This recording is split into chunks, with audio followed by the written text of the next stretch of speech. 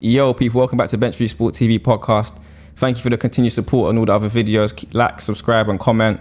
I'm Tyler. My name is Chris. I'm JayT. Before we get to the topics at hand, I'm going to let Chris let you know what he's got on his head right now. This is the latest headwear from Riari. Everybody go cop it. Honestly, everybody wear this on their socials. Yeah, links in the description, so just get out that and if you see it. Anyway, topics from today. VAR. Messing around with Tottenham and Harry Kane. We've got Man United going to Europa League Final. Chelsea and Man City in Champions League Final. Arsenal, terrible season. A little bit of a touching on the top four again. But without further ado, let's get to it. We'll start off with the VAR and Harry Kane. Chris, I'll go to you first. What do you think of the decision? Is VAR messing around with the game even more? Talk to me, brother. VAR, you know what? Football used to be a thing where it was you against the opposition. Now you're also playing against VAR. It's crazy how it's really stopping our game from flowing properly. You can see on players, they don't even enjoy scoring goals no more. A lot of them are they score and they just pause. They ain't even trying to celebrate. They're not trying to celebrate. They're just pausing. Whoa, wait, is it allowed? Is it not? And I feel like it's really messing with them as well, because when you're playing football at training, when you're training, you're not thinking about VAR. You're just thinking, okay, score my goal and go about your business. But I feel like VAR is really messing up the game. JayT, what are you saying, fam? It's very out of the needle stuff with VAR. It's saying it's offside. If it's offside, it's offside. That's what VAR is literally saying. It's looking close as ever to the naked eye. Yesterday, I'm thinking that's a goal. I don't see it as offside, but that's what VAR is saying, innit? So that's how it is. If you're offside, no matter how many inches or centimeters it is, it's offside. And that's just what it is now. Yeah. You know what's mad, yeah? I was watching the game and I was thinking, oh, that's a piff ball through. Harry Kane's in. The finish was nuts as well. You see it, the little chip. And obviously now I'm thinking to myself, yeah, that's offside, innit? The way he finished it, everyone was like, it was too comfortable. Yeah, that's bait offside. And then I go into the replay now and I'm like, oh my days, this is tight, blood. And obviously now I'm thinking to myself, nah. And then they put the lines on there, innit, like they do, yeah. And I'm like, yeah. They weren't even showing the red line, the green line, the blue line, and that. They was just showing red. And I was like, hold on a second. So where's the line for the offside, the actual where the point of offside is, innit? Where the defender lost the point of the defender. And they didn't have it. And I was thinking, how's this making sense, man? You get what I'm saying? It's ruining the game. But you know what though, yeah? I feel like it hasn't really been criticised as much this season, yeah, because there's no fans in the stadium. But I feel like the thing is, yeah, again, back to I think what I said in the second episode, I said referees actually need to have microphones on them so we can understand what the thought process is in the box when they're watching it and on the pitch. Because for us, for me, for example, I'm something that I need it to be explained properly. I can't just watch something and be like, okay, yes, offside.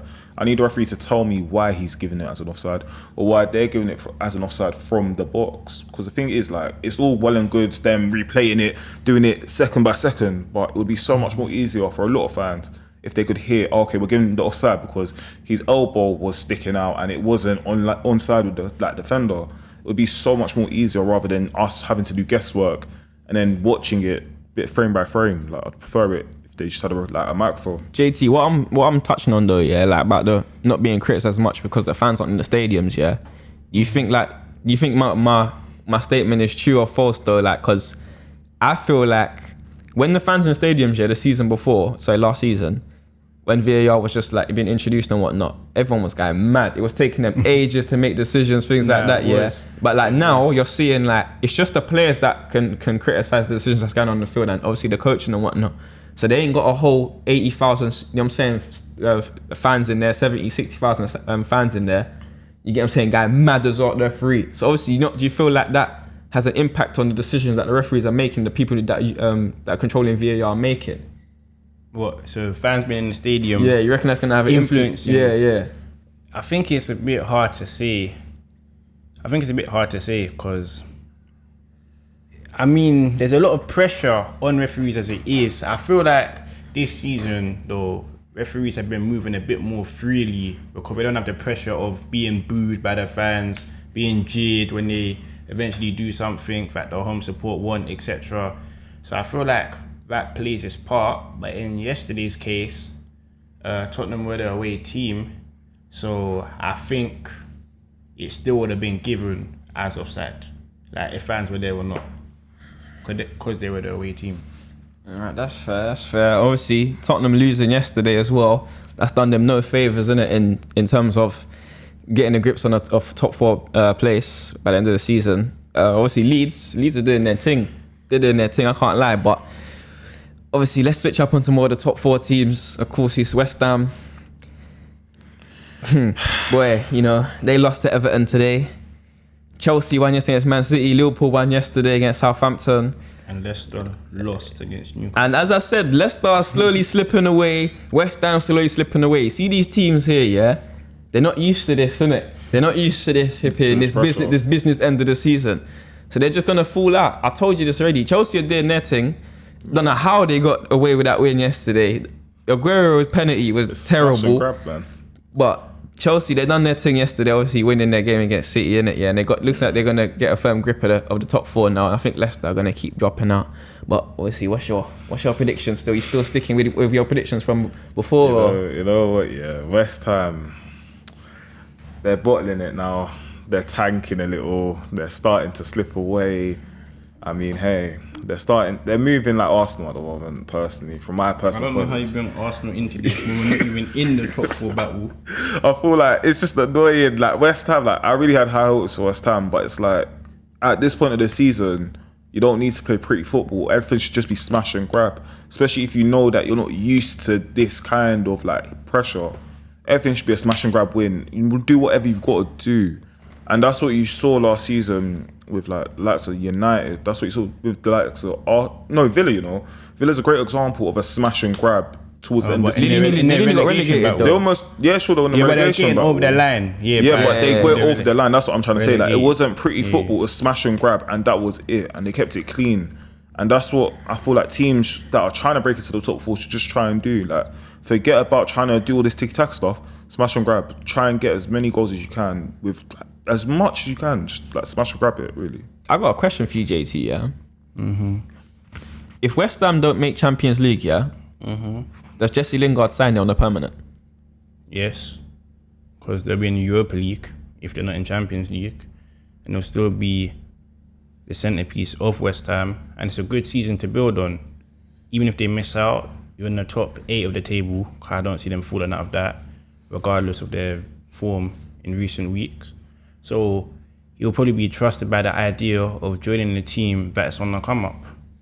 So I think Roy's the main man. Roy's playing under a manager that clearly knows how to get the best out of him, and he's got a good relationship with. And then he's London living as well, innit? So I see, yeah, he stays at West Ham regardless. 100%. I think, like as JT said, like West Ham is the perfect place for him to end his career. No. I mean, not like that. I mean, like West Ham is the perfect place for him to be at this point in his career. Not sorry, I didn't mean end. You're violating Lindsay. Jesse, like if you're watching this, I'm sorry, innit? But like, I mean, like continue his career, because look at United. Like he was at United, nothing was really going on for him last season, this season as well. I feel like West Ham gives him that opportunity to kind of reinvent himself and to be that big fish in a small pond. In terms of everybody else is going to look towards Jesse, like that's Jesse Lingard, the guy who won the Europa League, the FA Cup. He's won things. He's a winner. So being at West Ham, I feel like it can motivate the players. The manager can rely on him, and the team around him, like they can build an actual squad around Jesse. Because Jesse can play, I think, anywhere on the wing. He can play anywhere almost in attack. He can play in the midfield. He can play across the front three. Yeah. So 100%, like that's I don't somebody to build around. I don't know though, like if him personally, he's gonna want to play there, because you know what it is with West Ham, you just don't know how good they're gonna be next season, innit? They've never really been in a position like this, and when they've had the team for the last like 2-3 seasons to be where they are now, innit? Yeah. But it's only like it's just glued now, innit? But next season, you don't know what West Ham are gonna do. West Ham, they could be fighting relegation for most part of the season, innit? Next season, that's the thing with the law, because last season they done quite bad. You get me? So this season they done well. What next season they're gonna go back to that, and then Jesse Lingard's gonna be there. Just sitting there like, I'm saying, why did I sign permanently here, innit? Like, but even at that, I feel like it's still a good achievement. Even if they don't get Champions League, I feel like it's still an achievement to still get Europa. Nah, but that's not my point though, innit? Because cool, the good season now, this season, but next season we're trying to see what happens. Yeah, that's what I'm saying. I feel like it's just, I think at the end of the day, finish this season recruitment is the next thing to go for. Like, what are they actually recruiting? Listen, if West Ham do qualify for Champions League or Europa League, the owners better be willing to put their hand in their pocket. The checkbook open, because you have to open up that checkbook. They got good players, yeah, but they need to like get a new goalkeeper, because Fabianski's not really we won't do it in European level. So do you take John Stones? Not John Stones. I keep saying John Stones. I mean West Brom goalkeeper. Sorry, Johnston. Sorry about that. Johnston. Yeah, you take Johnston. Yeah, that could be a good pickup for them still. I think Fabianski's good goalkeeper for them. But at European level, but that's it for Europa League, man. I think he will be okay in Europa League. I don't think he would, man. I think he's decent. He's done it for Arsenal, innit? Like we're talking about Europa League. Like, let's talk about them actually getting there first, getting in the group stage. You're not going to be coming up against the most world-class European opposition in group stage. Yeah. Might be some famous teams at most. And then we never know how far West Ham will get with Europa League, innit? Because recently, when they've been in and around that region, they haven't even qualified for the group stages. Yeah, no, it's facts. So you have to talk about them getting there first before we talk about opening the checkbook, getting a new player in this position to replace this guy, getting here. I think the key for West Ham is making sure they keep the key players for them this season, and that's mainly being Declan Rice, because everyone's talking about him having to move elsewhere. So I think keeping him will be key, and then trying to get Lingard on a permanent deal.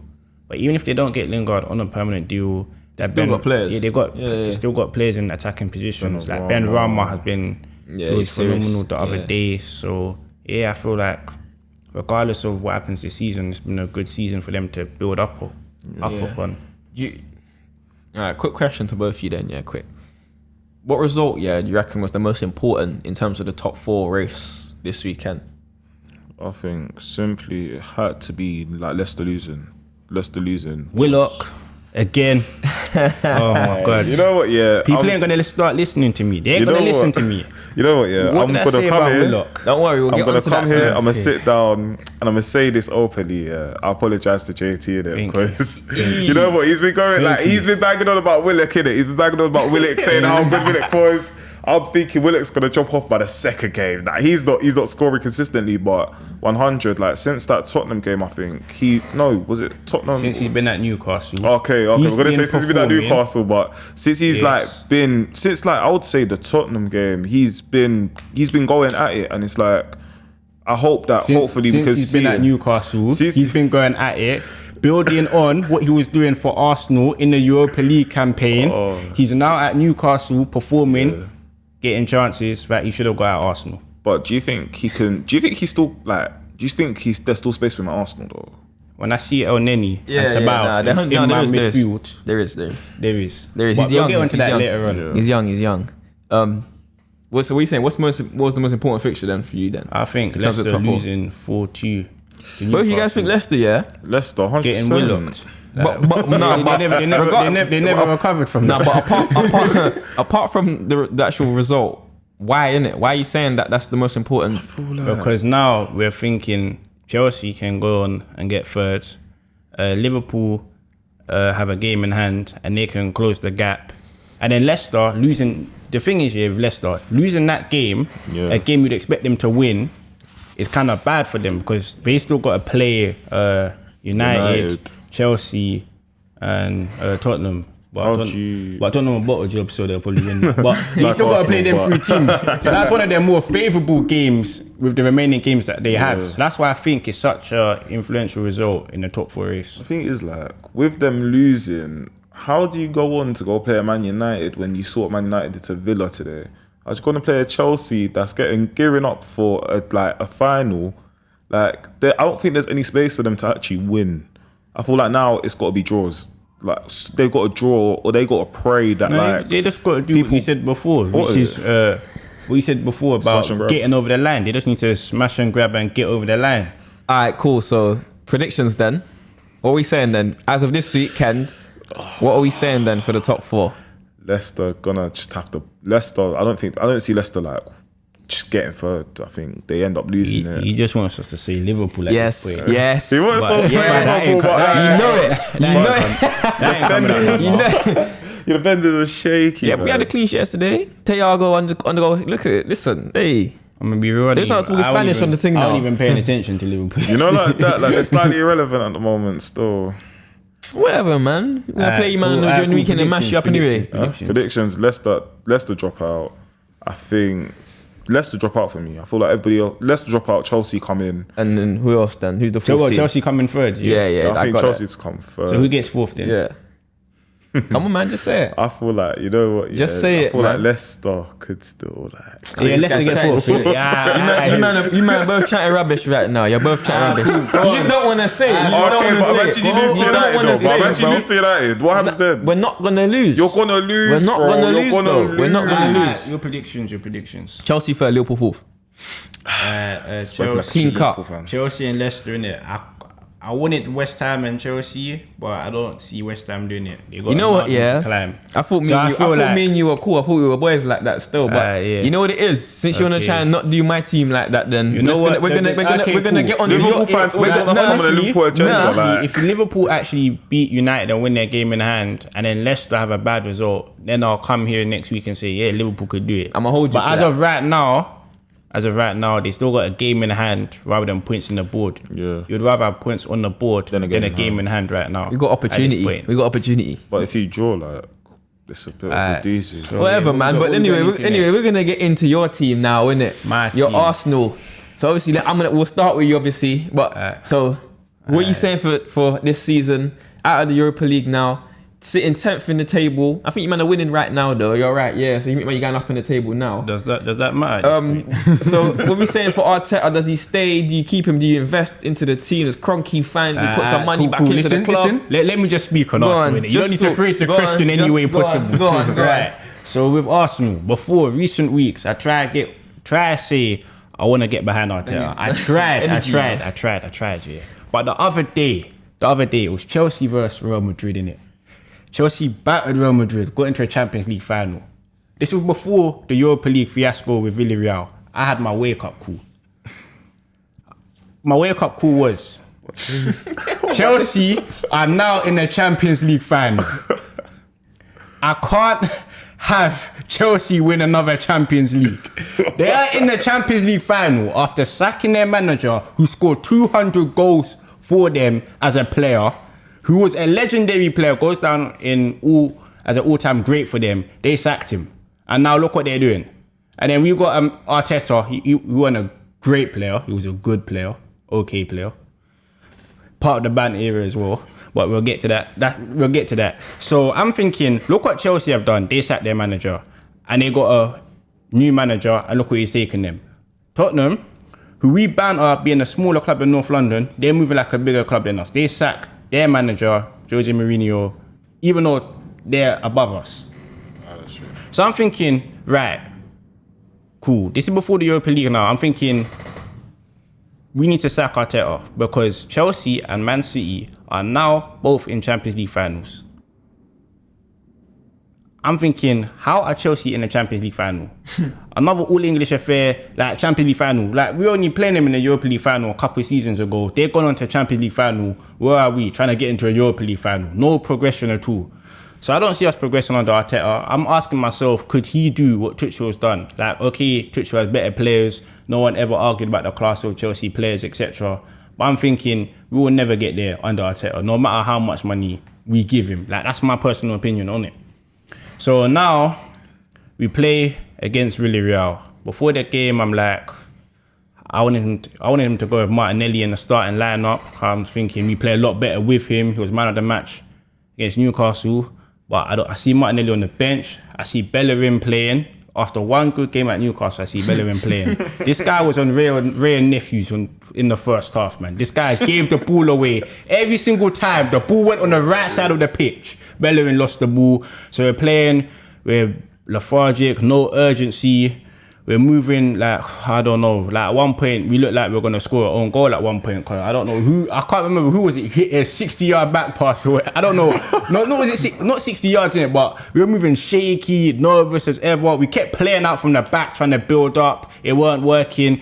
there was just no plan A, no plan, no, not even, there was no plan A, so we're not even going to talk about plan B. So, cause that weren't made, innit? So I'm just thinking, what's going on? I'm thinking, hopefully we can just grab a late goal. Like, I'm thinking, hopefully we're having chances. But the moment I was like, yeah, we're out, was when Aubameyang hits the post.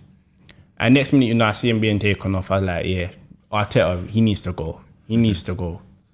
You're telling me in 2 games of football against Villarreal, who lost, by the way, today, I think, against Celta Vigo or something, we can't score a goal against them in 2 games of football in open play. Because we scored a penalty in the first leg. We didn't score from open play against them. So I'm thinking, as much as I wanted to get behind him, he has to go. But he's part of a long list of problems at the club. Because The list being? the list being the ownership, because our owners don't seem to care at all.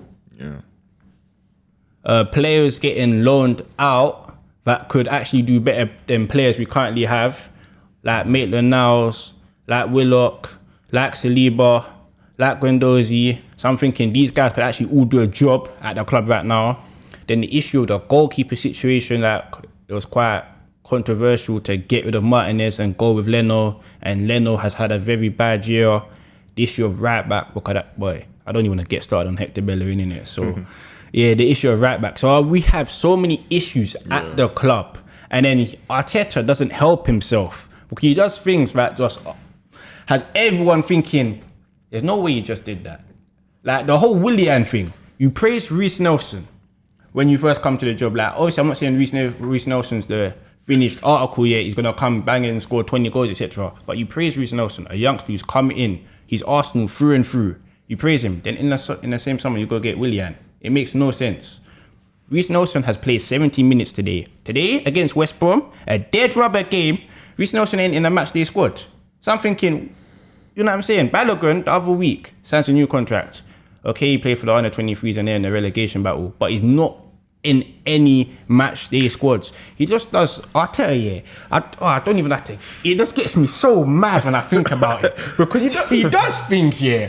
And I'm just thinking, he's gonna explode. I'm thinking, does anyone see what this man is trying to do here? Sorry for speaking. Does anyone see it? Does anyone he does it all the time, and I'm thinking, does anyone see it? Is it just me that sees this? Because this is pain coming out right now. But like, what do you do though? No, listen. I went Highbury. I was going to Highbury, innit? So he's been an original member, legacy fan. Listen. This past week has just broken me. If I'm looking back at it, I'm saying, now since we last got to a Champions League final 2006, all the other big 6 teams that we were supposed to be in Super League with, because we somehow think we're that caliber, have been to a Champions League final. They all have. He said that caliber, you know. Wow. They all have. And I'm thinking, when are we going to be in a Champions League final? There's no love for this team at all now I'm thinking, anymore. everyone else is like, even Tottenham have been to a Champions League final recently. Like when I was younger, growing up, I didn't care about these, man. They've come and overtaken us. Oh, but this, but like, fam, you see, like, with Arteta's job right now, Arsenal. He needs to, no. The fact this man woke up this morning and he's still got a job at Arsenal Football Club as manager, sitting in that chair on a match day today, it's beyond shambolic. I'm gonna be honest, yeah, right now, fam. If they said Arteta's job, like, it's open for the taking, Chris, do you want it? I'm saying no, fam. I'm walking in just to say no. Like, I even give you guys that respect to come in and say no and cut. Listen. Arteta has been so bad this season. Yeah, we forget he won an FA Cup for us last year. That's how bad as a manager. Yeah, that's mad. Wait, who talks about Arsenal winning the FA Cup, blood? Because he's been so bad. Man's unemployed right now, and I wouldn't even take the Arsenal job. You know, like, he's dug the biggest grave for himself. Like, this is more than 6 feet deep, man. We're talking about 30, 40 feet, man. I don't know how he's done it. What he's done good for the club are the performances against Man City and Chelsea last year. He's somehow gone so far away from that with what he's done this year. But further, like, I feel like it's down to the finances though. Like, no. It's not down to the finances because you're doing things like we're asking questions. Gabriel as well. No, all Arsenal fans are thinking, William Saliba, we get him. When is he gonna play, etc. Like, considering who we have at centre back position, he cannot be worse than Rob Holding. Like, don't get me wrong, Rob Holding and Chambers. Why you hate Rob Holding so Rob Holding ain't much? that bad. He's not that bad, but he's I'm not the thinking- best. Not the best. He's not the best, innit? I'm thinking like you can't be considerably worse than them. You loan him out. Guendouzi, a midfield, he's highly rated in France, you know. Like he's under 21 captain for the France under 21s. We loan him. Okay, Bro, Guendouzi was cold when he was playing last season. I feel like it's the situation between him and Arteta. But sometimes as a man, you have to accept that there's certain players you ain't gonna get on with, but you can't just be your dictator self and just kick them out. You have to just manage them, etc. Because you're a manager. Yeah, but he's not though, is he? He's not. You're meant to be a manager. I said this guy lived in Pep's shadow, and you might have gave him a job. Listen. Arteta, as a manager, no. As a coach, he's probably a good coach in it. But a manager, listen, he needs to be out of Arsenal football This is club. what I was saying though. Like I said this last week. Like when you look at Pep, when you look at players who have now become managers, let's exclude Wayne Rooney because what he's doing at Derby is a bit of a shambles to me. But anyway, like when you look at players who have become managers, some of them have credentials to do it. Pep was managing the Barcelona B team, and look at the players he brought through. Pep had his own philosophy and managed to merge it with the Cruyff philosophy. When you look at Oli did get Cardiff relegated. Let's not cap here. Okay. He got them relegated, went all the way back to Norway, won the Farmers Leagues over there, and came straight back again. Okay, but so the thing is, like they've got that experience. You know And what it is? Arteta playing clean up boy to Pep here, and then them allowing him to come and be the manager of Arsenal was a bit like it. So didn't make what do sense. you think? Yeah, should happen with this end of the season with Arteta and the Arsenal team going forward? What's the best options for them? Be serious here. Be What's the serious best here. option? Be serious here. Nah, because listen. Hey, listen, JT is a bit. He's a bit fired upset. up. Yeah, he's a bit upset right now, innit? So give him 2 minutes to cool off, innit, while you answer this question. So I think the best thing to do is fire Arteta. Yeah, Thank you. Fire him. Get Sarri to come in.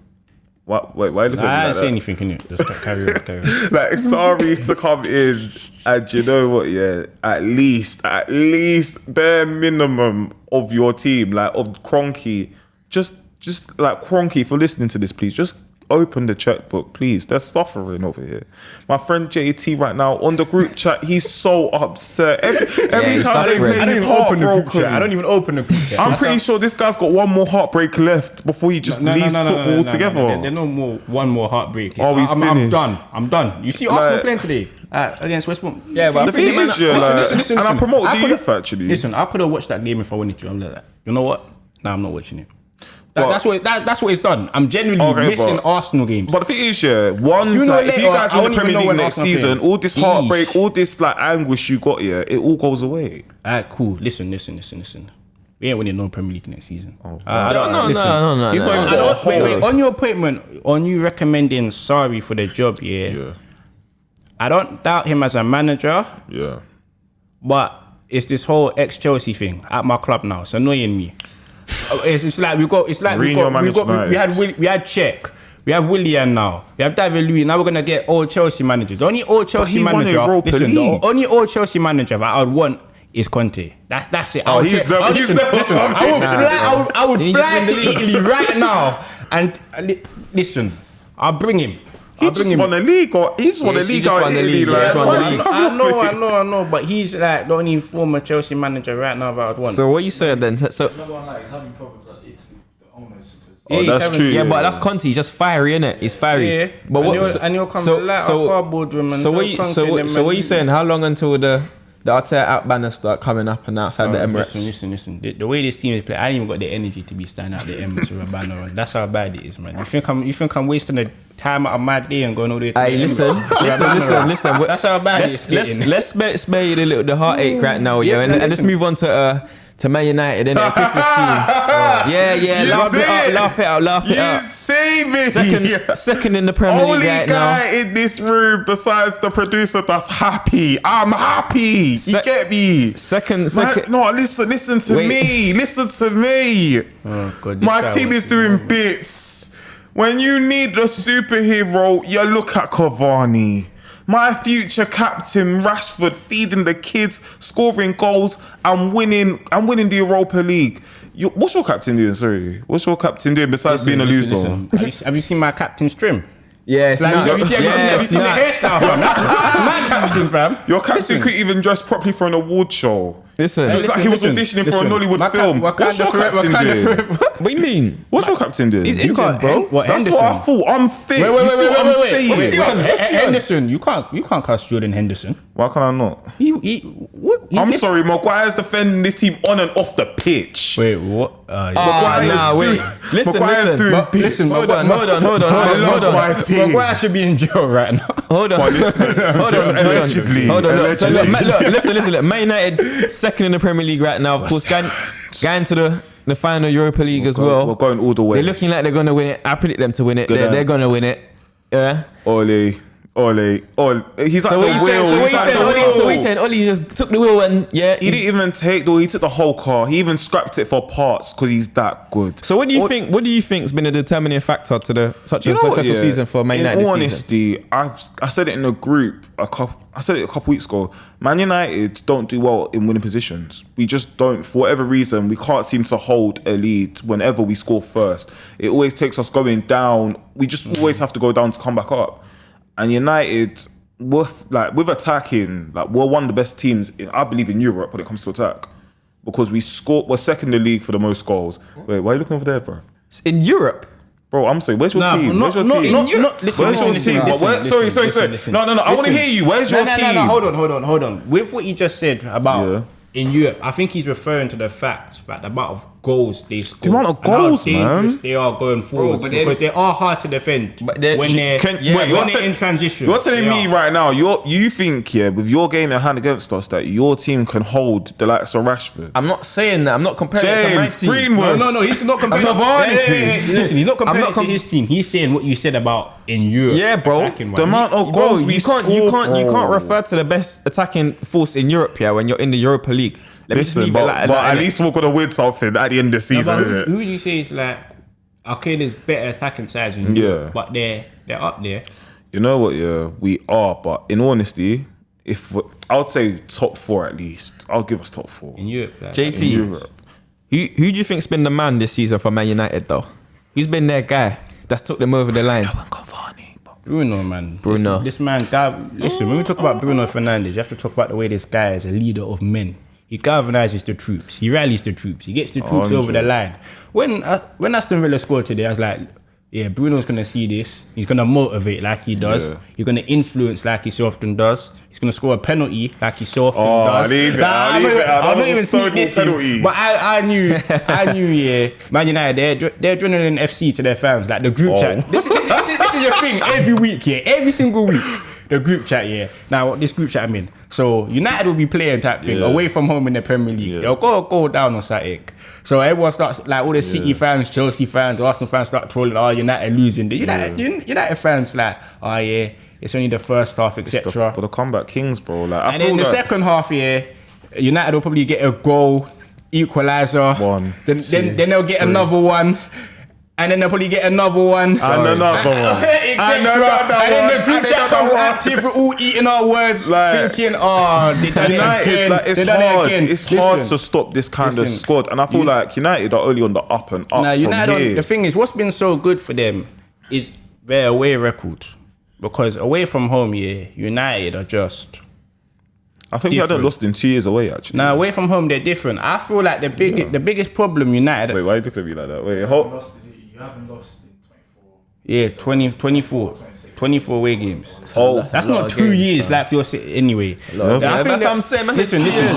Word that listen, team. let me finish. Arsenal wish they were us. They wish that they could walk in our shadow. Your team's not even fit to even clean David De Gea's boots. I was talking about your team. Is, you see my team. I'm ready to move on. I've had enough of this guy, bro. I've had enough of this guy.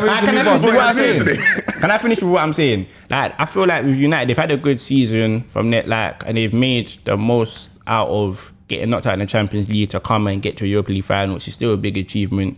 But I feel like the area that's let them down this season, and which is why they're not challenging with City, is how they do against the other teams in the top 6.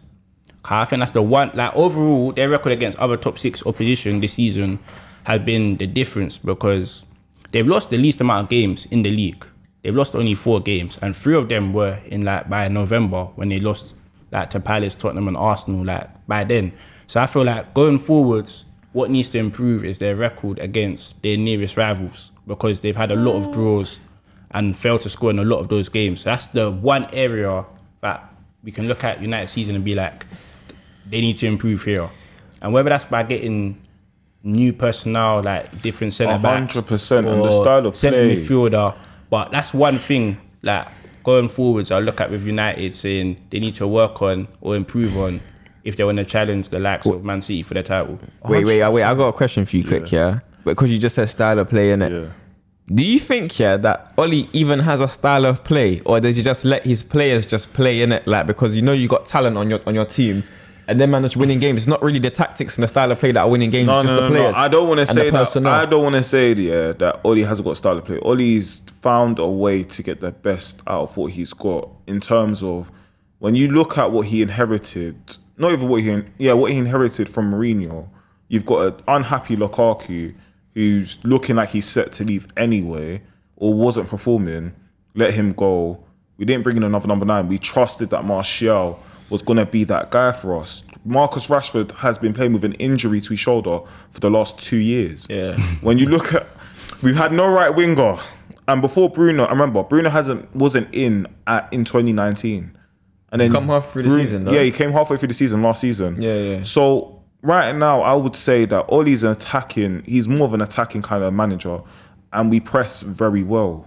Like, I think the way we press is just, like, it's great to watch.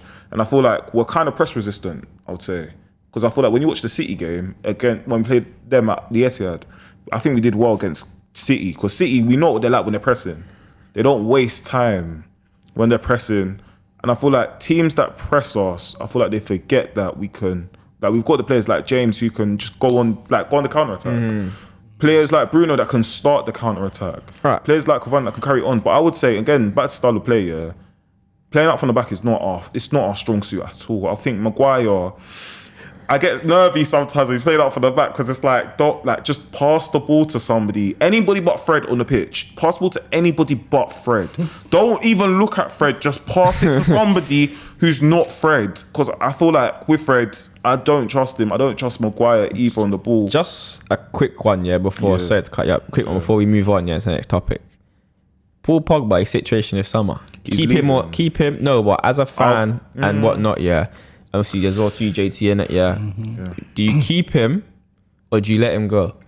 I want to keep him. 100%. He's the kind of person that works well with Bruno. You can see Bruno coming out in the media saying just showing love to Pogba. I think he's picked Pogba up this season a lot. He's helped Pogba, and I think Pogba's also picked him up too in terms of the way they play together. It's very complimentary in terms of the way they play to each other, the way even off things like off the pitch.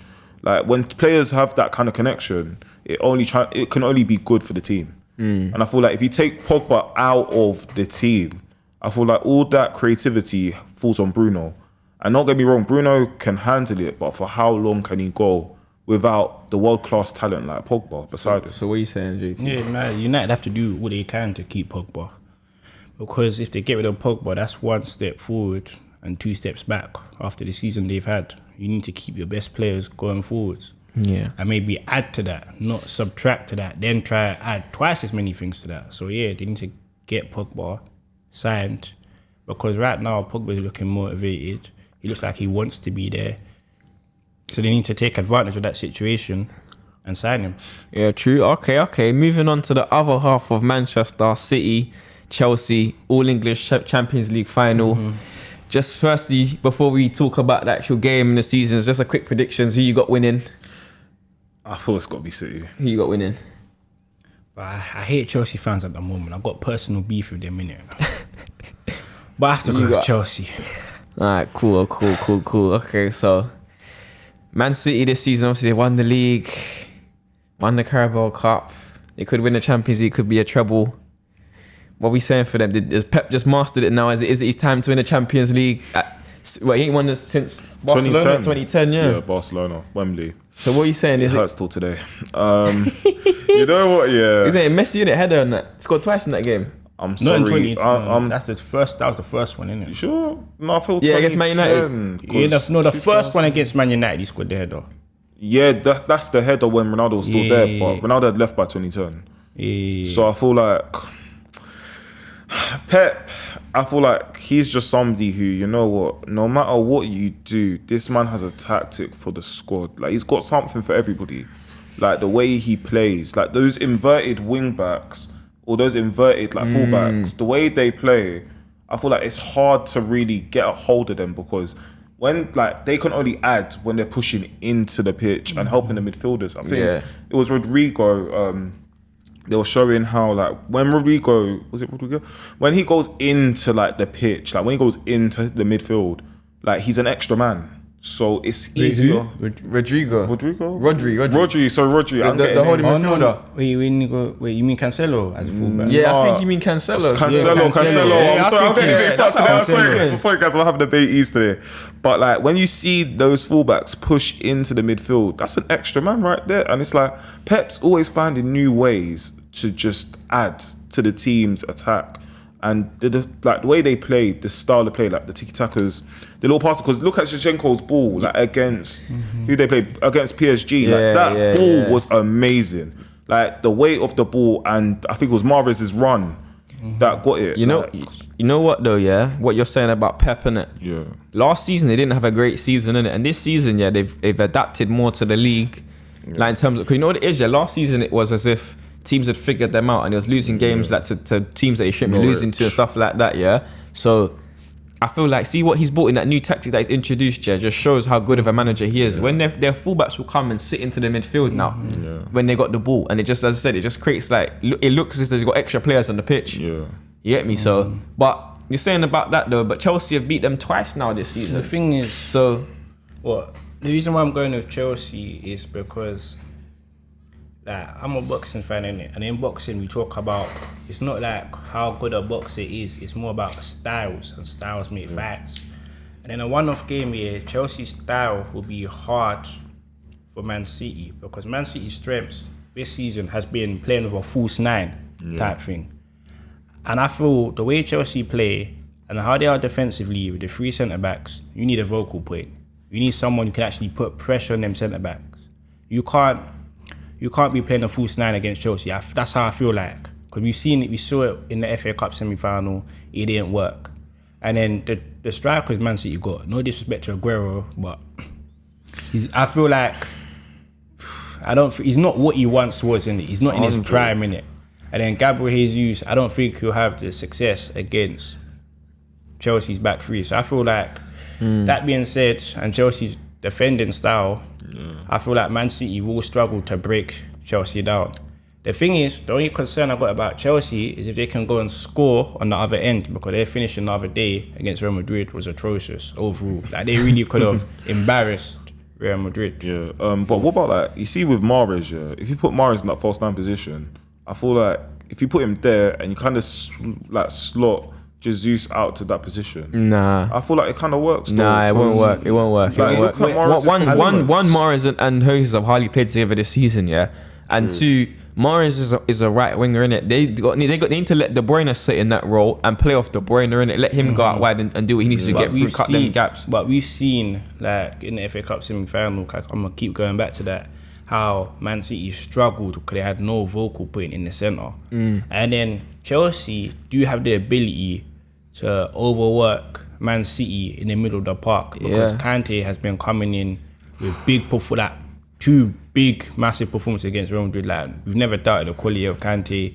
People have concerns about him at the start of the season, etc., etc. But listen, he's a big game player. In big games, he steps up. Of course. Yeah. So they do have their tendency to put pressure on them. We know how they are defensively, and then going forwards, the likes of Mount, he's an informed. We have to be honest, he's an informed player. He's playing very well. He can cause a team problems. Like Werner, I feel about him in it. I don't think he's the truth. I don't think he's the answer. I think he's their biggest weakness at the moment. But he does have the ability to get in behind and stretch teams and stretch play. True, and that's one thing Tuchel has utilised more. Because when he first started, Tuchel Chelsea were like keeping possession endlessly. People were saying they're conservative, etc. Endless possession, but now they're being a bit more direct and they're using Werner. And we saw Werner getting behind a few times when they last played each other in the FA Cup semi-final. And I'm using that one because yesterday was a bit of we're seeing players play that we know won't be playing in the Champions League final type thing. So Chelsea can cause Man City a lot of problems, and that's why I'm going with them. But you see, like this possession, like you said, with Chelsea, you see that possession game that they played when Tuchel first came in. Mm-hmm. I feel like with that kind of possession, I think it's kind of scary the way they played with like the way they were just passing it back and forth. Because when they pass it back and forth, they don't really care too tough. It's not like it's like, oh, okay, everybody now come back and we're going to keep it over here and then we're going to burst forward. Like they just played it very relaxed. Like it was so relaxed. But now and then it's up to Ziyech, like intensity. players like Ziyech are players that like I believe that when you got somebody like that, like that's just endless talent right there. Like that's endless technique. Somebody like him, do you feel like he could be the potential difference between them winning and them coming short? Yeah, 100%. You got the winning all for them in the FA Cup and to beat them. So when we look at Chelsea, they defend very well, and then they've got attacking players that can just make the difference. Like their consistency for some of them can be questioned. When you look at the likes of Pulisic, when you look at the likes of Ziyech, when you look at the likes of Havertz, when you look at the likes of Mount, these guys are all game changers. They're capable of just having one moment of individual brilliance at any time and causing problems. So when I look at that, and then the way Chelsea defend, and then the way their midfield is built, because Kante and Jorginho are looking very effective right now together, and then what's the other? Kovacic. Kovacic. We've still got him to come back in because he's currently out right now. I'm just thinking Chelsea can cause a massive upset against Man City, and that's not something I say lightly because Man City be producing brilliant football, have the likes of Phil Foden, KDB, Mars, etc. But I feel like Chelsea can, in a one-off game in the final, they can beat them. I feel like Pep scored it though. So Thomas Tuchel coming in, great addition of course for Chelsea. Do you reckon that Lampard could have took them to the final? No way. Why would you ask a silly question? Like, what kind of answer you kind of? Hold on. I think I understand where Tyler's coming from though, because he was actually doing well in the Champions League. Yeah, like it's the same team that Tuchel has. So what's different? What has Tuchel done different to Lampard that's taking him? Yeah, it's the fear factor. Cause now people know when they play Chelsea, they got to take their chances because you know you're going to be in an uphill battle to score from the very off. You know you're going to find it hard. So that fear factor, and then when you're playing them at Stamford Bridge, you're like, hey, if you go behind, you're in all kinds of trouble. So I think it's that, to be honest, like the fear factor. You know you're in for a long day. Like before you even get there, like you're already on the coach. Arsenal playing Chelsea on Wednesday. I'm thinking at the Bridge. I'm thinking, yeah, like the fear factor. That's the key thing. That's what it is. You're thinking, like how are we gonna beat Chelsea today? Yeah, but how are we even gonna score? That's what he has. Like Lampard. That's what I'm saying. Like he said, like Lampard had. Yeah, Lampard was attacking, innit? But the thing is, it's like he said, sorry, like the fear factor, like if I'm going to Stamford Bridge and I'm on the coach, I'm slightly thinking to myself, what am I doing here? Like, how did I even get here? Because like you see with United again, they go a goal behind, but you see playing against Chelsea, you can't afford to do that because, like he said, they overwork you in the box. And if you only rely on a player who is a midfielder, you're gonna struggle so hard because he's never gonna get that ball. What are you talking about? I'm talking about Chelsea. Like you see, like with Kante as well, and the way he's performing right now. Like see the way Kante is performing right now. I guarantee you, there's nobody out there who's better than Kante at the moment. So what about Fernandinho? But he's not doing what Kante's doing. He is. But he is. He's key. He's so key to that Man City team. Listen, Fernandinho has been doing very well over the years, and this season he's had big performances. But I'd have Kante. Hold on. So you're saying yeah that Fernandinho is not due to have a big game Champions League final. I'm not saying that. So he can't. But I'm not saying that. But if you're saying Fernandinho and Kante are going toe to toe, and who's gonna have more influence in their side? It's Kante. I think Kante is gonna have much more influence for his side than necessarily Fernandinho would have for Man City. Because I think Man City have got other players that you'll be looked to. I think that they can look to for Chelsea. in that midfield is Kante, because in both legs for Real Madrid, he stepped up, etc., and had massive influence. But that's like the same as Fernandinho. Both legs, he was he was impactful. Good. He was good, but when we talk about Man City and what they did in the semi-final, Fernandinho is not the first player you say. Yeah, but that's the first player you say is Mahrez. Yeah, but Kante, is glorified a lot more than what Fernandinho. Fernandinho is like an unsung hero to that Man City team. No, but I big up Fernandinho. When the likes of Liverpool fans were saying Fabinho's better, I was saying no way.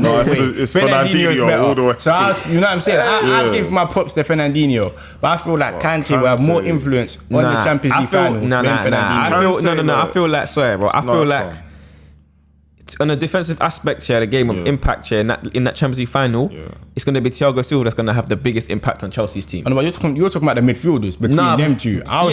But I'm saying, like in Chelsea's team, but I'm saying on the defensive aspect of Man City's team, Fernandinho have the biggest because Chelsea's midfield is stacked. You got Havertz. I think Kante. You got Havertz. Mount. Well, you think Havertz and Mount will outshine Kante in the Champions League final? No. I'm saying that Fernandinho is going to have his work cut out for him more than what Kante is. What? Because Kante's come up against KDB. He's not because KDB isn't playing false nine. KDB's going to be broken that line already. Is Kante not everywhere? It's Thiago Silva that's going to have to deal with Kante. Is like Kante is everywhere. You don't see him till he's like next. He's there. You can't say what you're saying about Fernandinho has his work cut out more than Kante, because listen, at times Fernandinho don't play. You don't know if Pep's gonna put Rodri in or Fernandinho. You know Fernandinho's playing that game though. Yeah, but let's not lie. You don't know that. You know for certain that Kante was gonna be starting in the Champions League final. He played. No, you do know that though. Come on, bro. Isn't he their captain for one? He played in the semi-finals. Rodri played in the league. But let's not lie though. This season, Fernandinho has looked a little bit erratic at times. Like there's been times where he's looked a little bit erratic, or he looks a little bit unhinged. Bro, he's a Fernandinho has had a great season.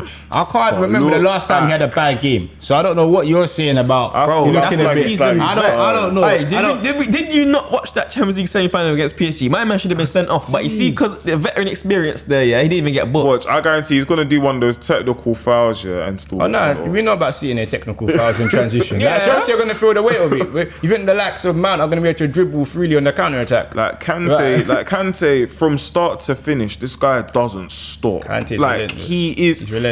He's the kind of person that you know what, you don't even care to watch, because you know he's gonna do what he needs to do. He pressed Modric and Kroos at the same time. That's what I'm saying. Like this man had them a lot. He said, "I'm gonna grab you and I'm gonna have you." Going forward, then like more of an attacking conversation. What players are gonna have a bigger impact, or whose front line are gonna have a bigger impact then on that game? Because you're saying Chelsea to win, you're saying Man City to win. Yeah. So cool with Chelsea though.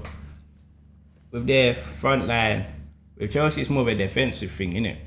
So they just need one of their players to have like one moment of brilliance. Yeah. Like literally one moment of brilliance. I think Mason Mount's got that in his bag, you know. And he's Mason Mount can do that. Ziyech can do that. Havertz can. So I don't know which one it's gonna be, but they only need one thing from one of them to get a goal. For me, it's Mahrez. I feel like I didn't even know Mahrez even had a performance like that in his locker for a final.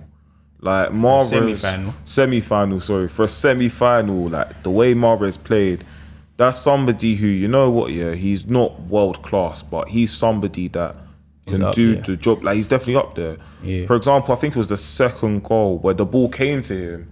He's controlled it and he had Marquinhos flying. Like he had him gliding across the pitch, and it's that composure that he had to do it and still get the shot off.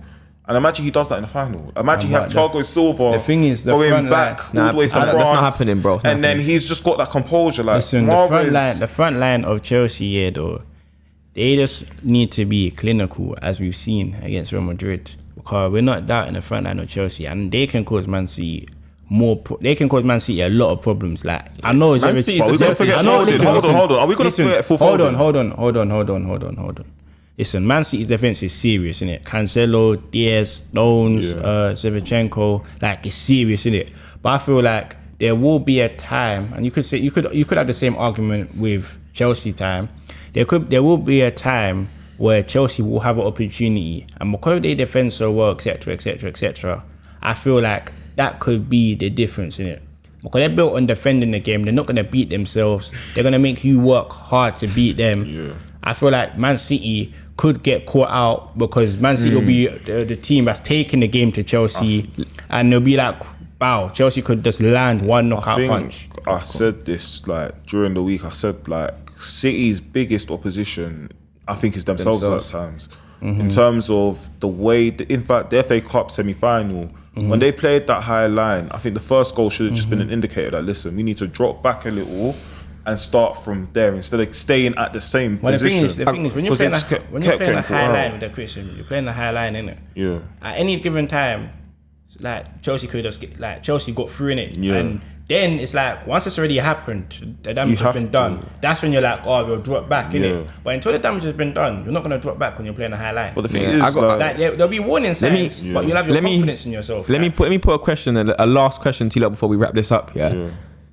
Who does this Champions League victory mean more to? Yeah, in terms of managers and say a team as a whole. Yeah. Wait, hold on. I'm saying Chelsea, because of obviously they've had a manager change half through the season.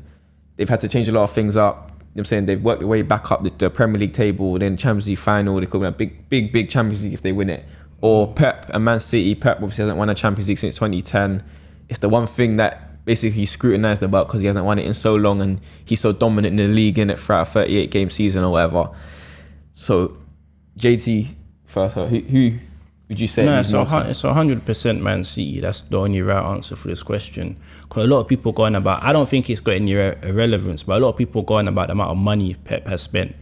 So he's got that which something people are going to allude to. He's got the fact that Man City have basically, okay, it's not mathematically wrapped up yet, but you've got the fact that you basically won the league ages ago. So you've literally had the Champions League to focus on. You even said yourself it defines your legacy. So it's Man City 100% because they already know they're not going to be judged on winning the Premier League this season. They're going to be judged on winning the Champions League this season. So take that into account. Add to the fact that Chelsea are just, I wouldn't say happy to participate, but no one thought Chelsea would actually, apart from me, because I predicted them from early to get to the final. I thought it would be Chelsea West Bayern. But apart from like most people didn't say Chelsea would get to the final. Add to the fact they've got a new manager there. Like, bro, they can go out and enjoy the final without the added pressure because nobody really thought they'll get this far. With Man City, they've got to go out there and win. Because they're the favourite. They're not the underdog. Chris? I feel like, again, as he said, it has to go to City. City, in terms of Pep, like his reputation, obviously it's never, Pep's reputation, again, will never be under scrutiny in terms of what he's done in his career, in terms of what he's won. But he went Bayern, didn't win it. Yeah. He didn't win the Champions League at Bayern, came close, but got absolutely humiliated by Madrid. And then comes to City, and people will say, yeah, he spent all this money, but if that's what it takes to win the league and get that success, then by all means do it. So when it comes to like the City squad as well, like looking at psychologically, Aguero's leaving. So Aguero's definitely going to want to win it, and the players are definitely going to want to win it for Aguero as and Fernandinho as their going away presence. At least they won the Champions League. So I think it has to go to City. In terms of Chelsea have a young enough squad to still come back and do it again, to still come back and try and get it again. So I feel like Tuchel will get the time to try and do it again as well. Neither you're going to take into consideration, obviously, that Tuchel was in the final last season, he lost then. Tuchel's going to want to do everything to get that, like, to get his hands on the Champions League. Don't get me wrong. Like, he's going to be in the changing room telling them, look, I've been here before and it was due to one little error that we lost the Champions League. So definitely he's going to be in that changing room telling them, like, no, like, this is what you've got to go and do.